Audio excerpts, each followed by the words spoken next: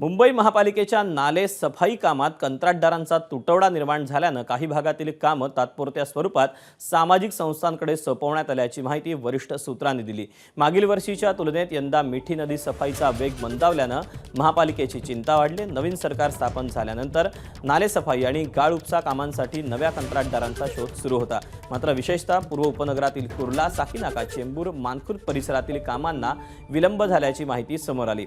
यंदा महापालिकेनं झोन निहाय कंत्राटदार नेमण्याचा निर्णय घेतला होता। मात्र झोन 5 साठी कंत्राटदार न मिळाल्यानं काही कामं एनजीओकडे देण्यात आली होती। अखेर विभागनिहाय स्वतंत्र कंत्राटदार निश्चित करत महापालिकेनं ही कामं पुन्हा कंत्राटदारांकडे वर्ग केल्याची माहिती सूत्रांनी दिली। याबद्दलचे अपडेट जाणून घेऊयात। अजय माने आपल्यासोबत आहे। अजय, खरं तर ही कामं आता सामाजिक संस्थांना सोपवण्यात आल्याची माहिती आहे। मात्र सामाजिक संस्थांना सोपवल्यानंतर तरी गाळ उपसाच्या बद्दल काय नेमके अपडेट मिळालेले आहेत का? काय अधिकचे तपशील आहेत याबद्दलचे? दीपक, आपण जर पाहिलं तर मुंबई महापालिकेतील नाले सफाईसाठी विशेष यंत्रणा किंवा विशेष ड्रेनेज सिस्टम लागतं आणि त्यासाठी मोठमोठ्या कंत्राटदारांना ही कामे, ज्यांच्याकडे मशिनरीज अवेलेबल आहेत त्या कंत्राटदारांना ही कामे दिली जातात आणि त्यामुळे वर्षानुवर्ष काही मोजकेच कंत्राटदार या संपूर्ण कामात असतात।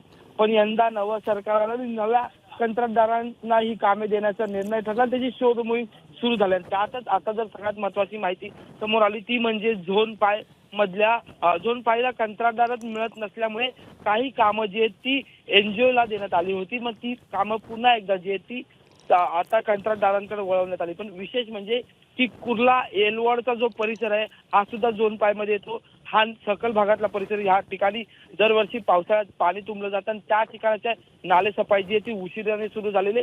तसंच चेंबूर मानपूरमध्ये मोठ्या प्रमाणात नाले, मानपूरला मोठ्या प्रमाणात मिठी नदीचा नाला आणि त्या ठिकाणी सुद्धा कामाला जी आहे ती उशीर झालेला आहे। त्यामुळे या संपूर्ण नाल्यांची सफाई वेळेत पूर्ण होणार का हा प्रश्न आता पालिकेसमोर निर्माण झालेला आहे। आणखी एक महत्त्वाची बाब म्हणजे की मिठी नदीच्या नाले सफाईवरून सुद्धा कंत्राटदार शोध मोहीम जी आहे ती अगदी शेवटच्या क्षणापर्यंत होती। ज्या पद्धतीने नाले सफाई एप्रिलच्या पहिल्या आठवड्यात सुरू व्हायला हवी होती, 60 दिवसांचा कालावधी सुरू व्हायला हवी होती, ती 55 ते 52 दिवसांवर आली होती। त्यामुळे आधीच 7 दिवसांचा जो आहे तो 8 दिवसांचा उशीर झाला होता आणि त्याच्या पुढे नव्या कंत्राटदारांकडे ती सिस्टम नाल्यात गाळ सफाईसाठी उतरवण्यात आणखी दिरंगाई झाल्यामुळे संपूर्ण मुंबईच्या मिठी नदीच्या नाले सफाईला जो आहे तो उशीर आणि वेग जो आहे तो मंदावलेला। मागील वर्षी ज्या स्पीडने, ज्या पद्धतीने काम करण्यात आलं होतं त्या पद्धतीचं काम अद्याप तरी झालेलं नाही, अशी वरिष्ठ सूत्रांची माहिती आहे दीपक। त्यामुळे आता आगामी काळात काय नेमकं पुढे होतंय, कारण की पावसाळा देखील लवकरच सुरू होणार आहे, त्यामुळे स्वाभाविकच या सगळ्याकडे मुंबईकरांचं देखील लक्ष असेल। अजय, धन्यवाद दिलेल्या माहितीबद्दल। एबीपी माझा, उघडा डोळे बघा नीट।